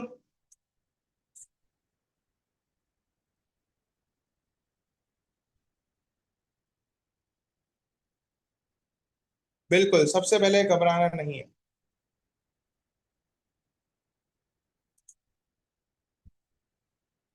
चले जी, रिफ्लेक्शन की अगर हम बात करें तो रिफ्लेक्शन क्या होता है? ये रिफ्लेक्शन हमारे पास ये होता है भाई, मैं पहले ही बता दूं कि मैं कोई घटिया आदमी नहीं हूं, ना ही मैंने क्या कहते हैं किसी लड़की के बारे में कोई गलत बात करनी है। रिफ्लेक्शन की सबसे अच्छी मिसाल लड़कियों के लिए ही आती है कि सबसे ज्यादा शीशे में वही देखते हैं। सब बुरा नहीं मानिएगा भाई ये बात को, खैर है होता है, लेकिन बुरा नहीं मानना। अब अगर आप अपने शीशे में अपने आप को देख रहे हैं, चाहे वो लड़की हो चाहे वो लड़का हो, खैर कोई नहीं छोड़े, चाहे वो लड़की हो चाहे वो लड़का हो, अगर आपने अपने आप को शीशे में देखा है तो भाई आपकी रिफ्लेक्शन आपको नजर आती है। तो रिफ्लेक्शन का मतलब ही यही होता है। इसको मैं और आसान तरीके से, आसान शुद्ध उर्दू में मैं नहीं समझा सकता था इससे ज्यादा आसान तरीके से। तो reflection reverse to when a geometric figure is reflected, इसको रिफ्लेक्ट किया गया। अब फॉर एग्जाम्पल आप शीशे में देख रहे हैं, अब आप शीशे में देख रहे हैं, जितना आप शीशे से पीछे जा रहे होंगे ना उतना ही आपका जो इमेज है ना वो भी पीछे जा रहा होगा। जितना आप पीछे जा रहे होंगे उतना ही आपका इमेज भी पीछे जा रहा होगा। इसीलिए द ऑब्जेक्ट डिस्टेंस जो होता है ना, वो लाइन ऑफ रिफ्लेक्शन से ऑब्जेक्ट डिस्टेंस और इमेज डिस्टेंस सेम होता है, अलग नहीं होता है। ऐसा तो नहीं है ना कि भाई आप शीशे में देख रहे हो, आप पीछे जा रहे हो, आपका जो इमेज है, रिफ्लेक्शन जो है आपकी शीशे में, वो अपनी जगह पे ही खड़ी हुई हो। अगर ऐसा हो रहा है ना भाई, तो बेटा आपको कोई तांत्रिक बुलाने की जरूरत है घर में। ठीक है, अगर आप पीछे जा रहे हो शीशे में देख के, पीछे जा रहे हो शीशे में देख के, और आपकी इमेज वहीं की वहीं खड़ी हुई है, आपकी जो जो शक्ल आपको नजर आ रही है वो वहीं की वहीं खड़ी हुई है, तो भाई आपको कोई तांत्रिक की जरूरत है, आप कोई तांत्रिक बुला लें, वरना मसला हो जाएगा, घर में मसले हो जाएंगे। मेहरबानी। ठीक है, अब याद रखें, reflection refers to when a geometric figure is reflected, the object distance from the line of reflection is equal to the image distance from the line of reflection. क्या मतलब है इसका? वही मतलब है कि अगर आप अपनी शीशे के सामने खड़े हैं और आप पीछे जा रहे होंगे, तो आपकी जो रिफ्लेक्शन है, आपकी जो इमेज है, वो भी पीछे जा रही होगी।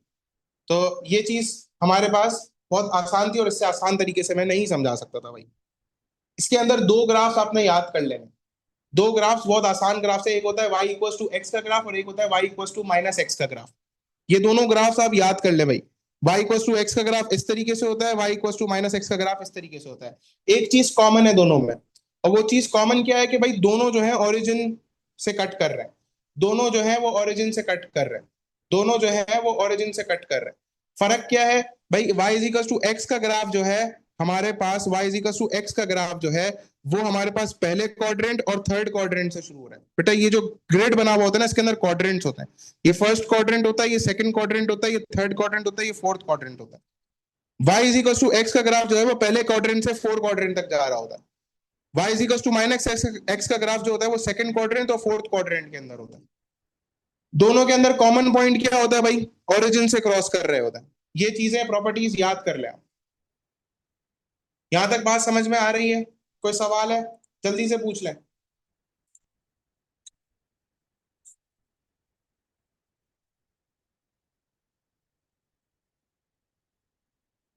कोई क्वेश्चन नहीं? आगे बढ़ूं? चले भाई, इसको डिस्क्राइब किस तरीके से करते हैं? Yes, just like coordinate geometry. इसको डिस्क्राइब किस तरीके से करते हैं भाई? डिस्क्राइब करते हैं, आपने इक्वेशन बतानी होती है लाइन ऑफ रिफ्लेक्शन की। लाइन ऑफ रिफ्लेक्शन की आपने क्या बतानी होती है? इक्वेशन बतानी होती है। किस तरीके से आप लाइन ऑफ रिफ्लेक्शन की इक्वेशन बताएंगे?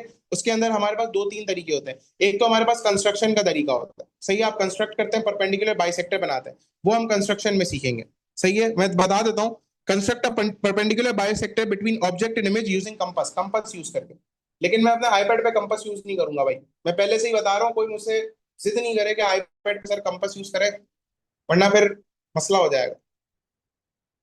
मैं आपको अलग से वीडियो बना के भेज दूंगा, लेकिन आईपैड पे कंपास यूज नहीं होगा। मैं आपको कंपास के बगैर सॉल्व करना जरूर सिखाऊंगा। ये चीज मेरा वादा है, मैं कंपास के बगैर सॉल्व करना जरूर सिखाऊंगा। परपेंडिकुलर बाइसेक्टर इक्वेशन किस तरीके से बनाते हैं, इसको कंपास के बगैर सॉल्व करना जरूर सिखाऊंगा। रिफ्लेक्शन के अंदर हमारे पास क्या कहानी होती है? अगर हमारे पास रिफ्लेक्शन अलोंग एक्स एक्सिस है, अभी जो बच्चे मुझसे शॉर्टकट का पूछ रहे थे ना, वो अभी यहाँ पर शुरू हो रहा है। अगर रिफ्लेक्शन अलोंग एक्स एक्सिस है, तो हमारे पास किस तरीके से चीजें होंगी? When a geometric figure is reflected about x axis, when a geometric figure is reflected about x axis, the x coordinate does not change। जब भी रिफ्लेक्शन x एक्सिस पे होती है, along x एक्सिस होती है, तो x कोऑर्डिनेट चेंज नहीं होता, y कोऑर्डिनेट की साइन चेंज हो जाती है। y कोऑर्डिनेट की साइन चेंज हो जाती है। किस तरीके से? गौर से समझिएगा, गौर से समझिएगा, बहुत आसान तरीके से मैं आपको समझा रहा हूं। ये हमारे पास एक ग्रिड बना हुआ है, ये हमारे पास एक ग्रिड बना हुआ है। अब इस ग्रिड के अंदर कहानी क्या है कि फॉर एग्जांपल ये हमारे पास एक शेप है, इस शेप को मैं रिफ्लेक्ट कर रहा हूं along X axis. Along X axis का मतलब क्या होता है कि भाई हॉरिजॉन्टली रिफ्लेक्ट हो रहा है, एक्स एक्सिस के अलोंग रिफ्लेक्ट हो रहा है। ठीक है, अलोंग एक्स एक्सिस में रिफ्लेक्ट कर रहा हूं। तो अगर आप गौर से देखें, तो आपके पास यहां पर सारी की सारी y की वैल्यूज पॉजिटिव होती हैं, और यहां पर आपके पास x की वैल्यू पॉजिटिव होती है। तो जब आप अलोंग एक्स एक्सिस रिफ्लेक्ट कर रहे हैं, तो एक्स की वैल्यूज तो पॉजिटिव ही है, लेकिन वाई की वैल्यू नेगेटिव हो रही है। नीचे की तरफ जो ग्रिड होता है, नीचे की तरफ वर्टिकल में जो नीचे की तरफ होता है ओरिजिन से, वो नेगेटिव वैल्यूज होती है वाई की। तो अगर आप गौर से देखें, जब मैं अलोंग एक्स एक्सिस रिफ्लेक्ट कर रहा हूं, तो एक्स की वैल्यूज तो पॉजिटिव ही है, क्योंकि यहाँ पर पॉजिटिव एक्स एक्सिस होता है, यहाँ पर नेगेटिव एक्स एक्सिस होता है, यहाँ पर पॉजिटिव वाई एक्सिस होता है, यहाँ पर नेगेटिव वाई एक्सिस होता है। तो अगर मैं अलोंग एक्स एक्सिस रिफ्लेक्ट कर रहा हूं, तो एक्स की वैल्यूज तो पॉजिटिव ही हैं, लेकिन वाई की वैल्यूज नेगेटिव हो रही हैं। क्या ये बात समझ में आ रही है? अलोंग एक्स एक्सिस की कहानी समझ में आ रही है कि ऊपर से जा रहे हैं?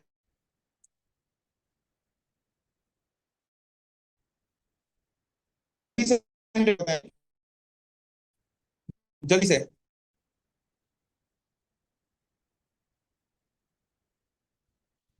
ठीक है, तो हमेशा याद रखिएगा, अगर अलोंग एक्स एक्सिस रिफ्लेक्ट कर रहा है, अगर अलोंग एक्स एक्सिस रिफ्लेक्ट कर रहा है, तो भाई हमारे पास क्या होता है? कोऑर्डिनेट्स के अंदर एक्स कोऑर्डिनेट चेंज नहीं होता, वाई कोऑर्डिनेट हमारे पास क्या हो जाता है? चेंज हो जाता है। तो वन, फॉर एग्जाम्पल ए जो है हमारे पास 1, -2 है, ए जो है हमारे पास 1, -2 है। तो हमें पता है कि x coordinate as it is रहेगा, साइन चेंज नहीं होगा, लेकिन हमारे पास वाई कोऑर्डिनेट पॉजिटिव हो जाएगा। ये एक एग्जांपल है, ठीक है। अगर एग्जांपल समझते हैं कि भाई ए की कोऑर्डिनेट्स 1, -2 है, तो ये हमारे पास चेंज हो जाएगा 1, 2 में, वाई कोऑर्डिनेट हम चेंज कर देंगे। इमेज को लिखने का दूसरा तरीका क्या होता है? ए कॉम्प्लीमेंट, ऊपर कॉम्प्लीमेंट टाइप लग जाता है, सेट्स एंड वेन डायग्राम में जो आपने कॉम्प्लीमेंट पढ़ा होता है ना, वैसा लग जाता है। ये ए कॉम्प्लीमेंट जो होता है ना, ये जो जब भी आपके पास यहाँ पर ये ऐसा बना हुआ है ना, एग्जाम के अंदर भी क्वेश्चन में, तो आप समझ जाए कि भाई ये इमेज की बात कर रहे हैं। ये हमें रिप्रेजेंट करता है इमेज, ट्रांसफॉर्मेशन में ये हमें रिप्रेजेंट करता है इमेज। कोई सवाल है? जल्दी से पूछ ले, मैं वेट कर रहा हूँ। जल्दी से पूछ ले, मैं वेट कर रहा हूँ, मैं आगे फिर बढ़ूँ।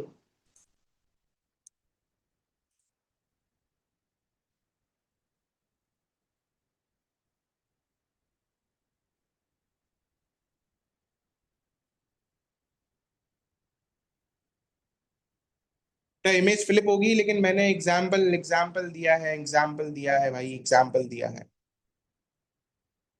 एग्जाम्पल दिया है। लड़ने क्यों बैठ जाते हैं मेरे से भाई?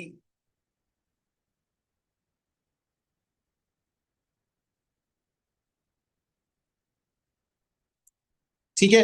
लास्ट पार्ट समझ में नहीं आ रहा भाई, मैं समझा देता हूँ, देख ले भाई।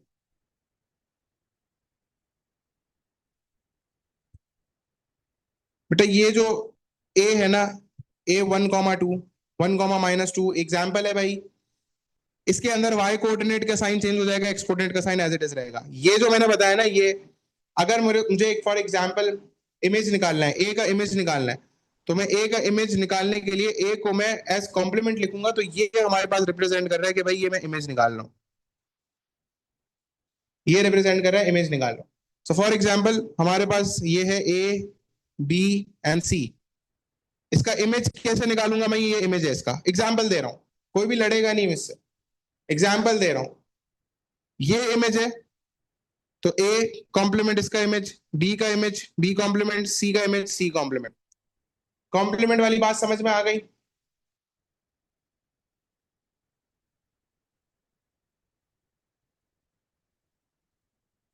ओके चले।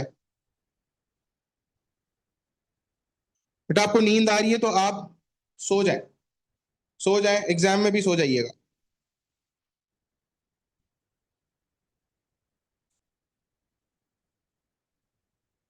आगे बढ़ते हैं। अगर रिफ्लेक्शन अलोंग वाई एक्सिस है, अगर रिफ्लेक्शन अलोंग वाई एक्सिस है, एग्जामिनर आपको क्वेश्चन में बताएगा कि भाई रिफ्लेक्शन कैसे हो रही है, वाई एक्सिस पे हो रही है, एक्स एक्सिस पे हो रही है। अगर रिफ्लेक्शन अलोंग वाई एक्सिस है, तो रिफ्लेक्शन करते हुए आपने क्या करना है कि वाई कोऑर्डिनेट इस दफा चेंज नहीं होगा। जैसे रिफ्लेक्शन अलोंग एक्स एक्सिस था, उसमें एक्स कोऑर्डिनेट चेंज नहीं हो रहा था और वाई कोऑर्डिनेट चेंज हो रहा था। वैसे ही रिफ्लेक्शन अलोंग अगर वाई एक्सिस है, तो वाई कोऑर्डिनेट चेंज नहीं होगा और इस सिचुएशन में एक्स कोऑर्डिनेट हमारे पास क्या हो जाएगा, उसका साइन चेंज हो जाएगा। क्या मतलब है? फॉर एग्जाम्पल A1, -2 है, तो इसका इमेज क्या होगा, -1, -2, मतलब एक्स कोऑर्डिनेट का भी साइन क्या हो जाएगा, चेंज हो जाएगा। Am I clear? समझ में आ गई बात? जल्दी से बताएं, समझ में आ गई बात?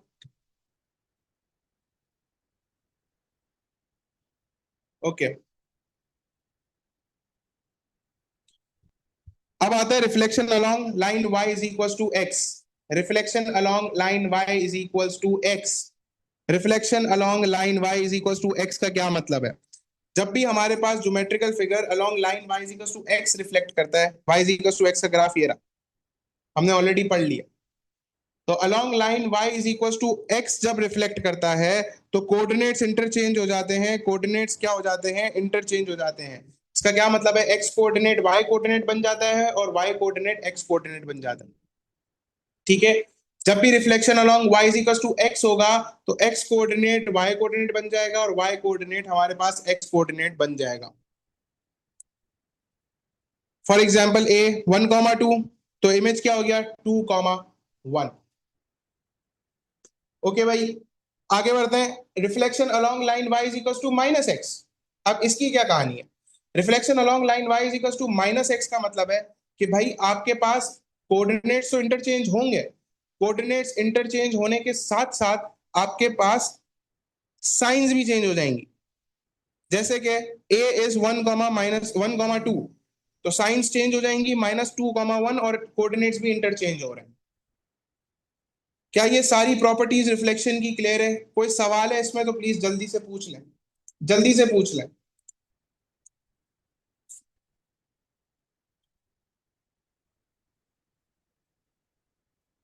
तो क्या चीज रिपीट करूं, क्या चीज रिपीट करूं, जल्दी से बता दें।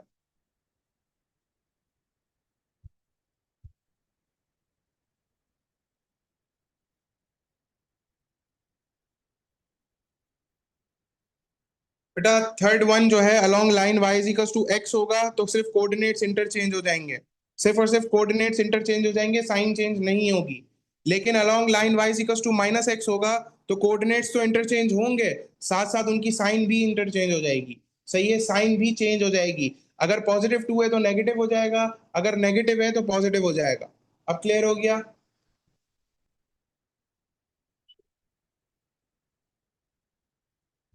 ओके।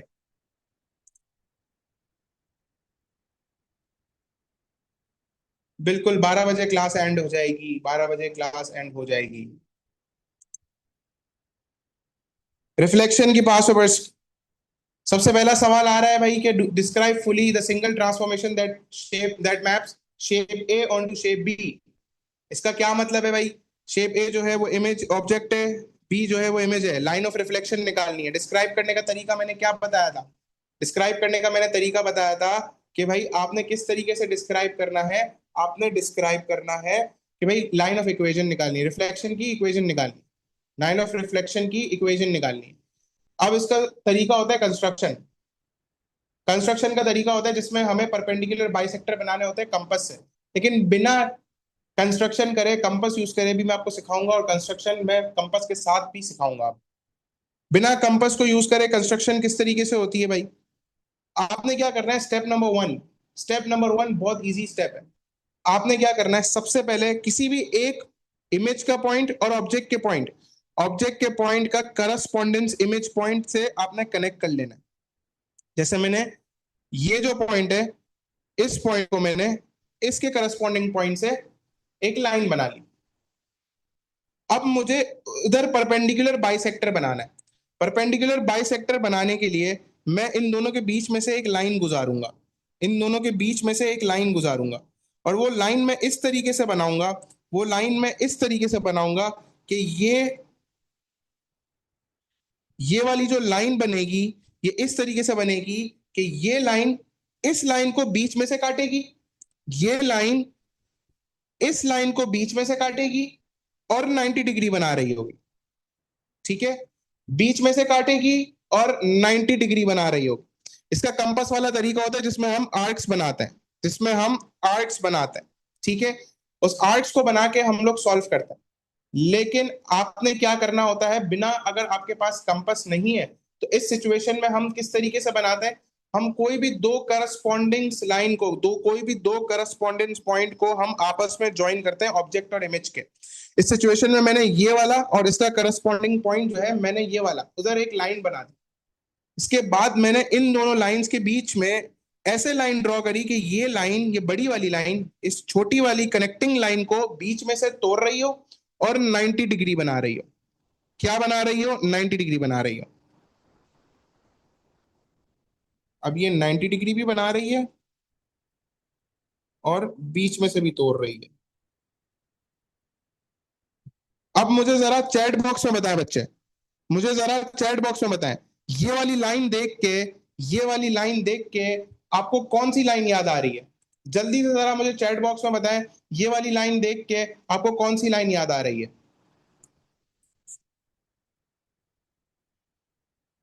बहुत सारे बच्चे हैं, सबके जवाब चाहिए।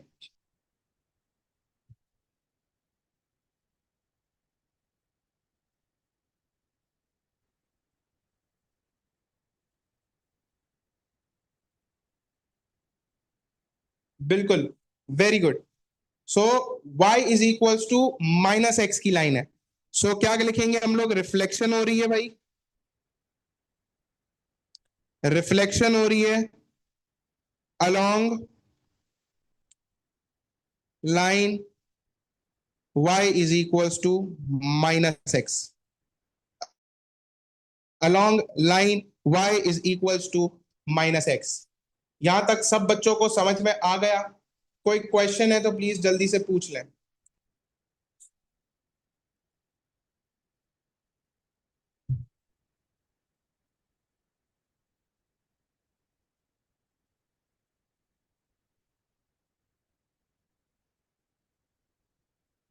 चले भाई, आगे बढ़ते हैं।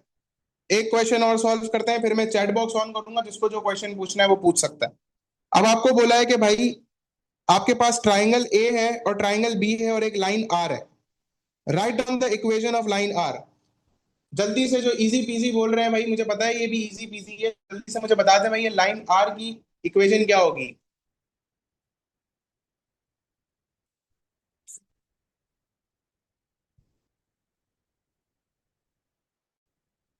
x equal to, very good. अब इसकी रिफ्लेक्शन करनी है। आपको बोला है draw the image of triangle A after reflection in line R. Line R से रिफ्लेक्ट करना है ट्राइंगल ए को। किस तरीके से रिफ्लेक्ट करेंगे? बहुत आसान है। आपने बॉक्सेस काउंट करने, भाई मैंने क्या बताया था? Image object distance from the line of equation sorry, object distance from the line of reflection is equals to the image distance from the line of reflection. Object का लाइन ऑफ रिफ्लेक्शन से जितना distance होगा उतना ही image का भी distance होगा, सही है, लाइन ऑफ रिफ्लेक्शन से। तो ऑब्जेक्ट का लाइन ऑफ रिफ्लेक्शन से डिस्टेंस कितना है, 1 2 3 बॉक्सेस।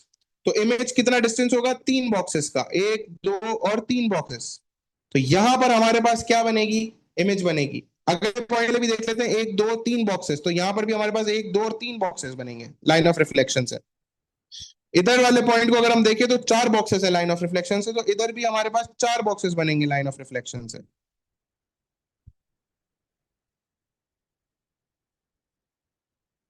ये हमारे पास इसकी इमेज आ गई। यहां तक बात समझ में आ गई? कोई सवाल है, जल्दी से पूछ ले।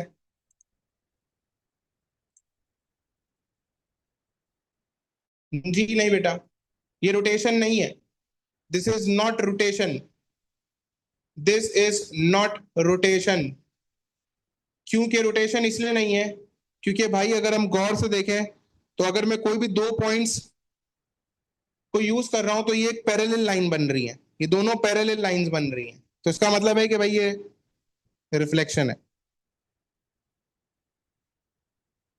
बेटा इमेज, ऑब्जेक्ट का distance from line of reflection should be always equals to image का distance from line of reflection. ठीक है, जैसे कि ये वाले से लेके लाइन ऑफ रिफ्लेक्शन तक का डिस्टेंस है 3 बॉक्सेस का, तो इधर से लाइन ऑफ रिफ्लेक्शन से भी इमेज का डिस्टेंस होगा 3 बॉक्सेस का। यहां तक बात समझ में आ गई?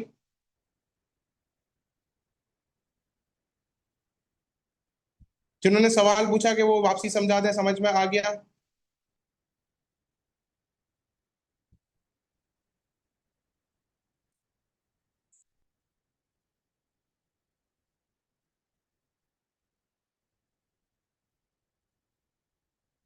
ठीक है,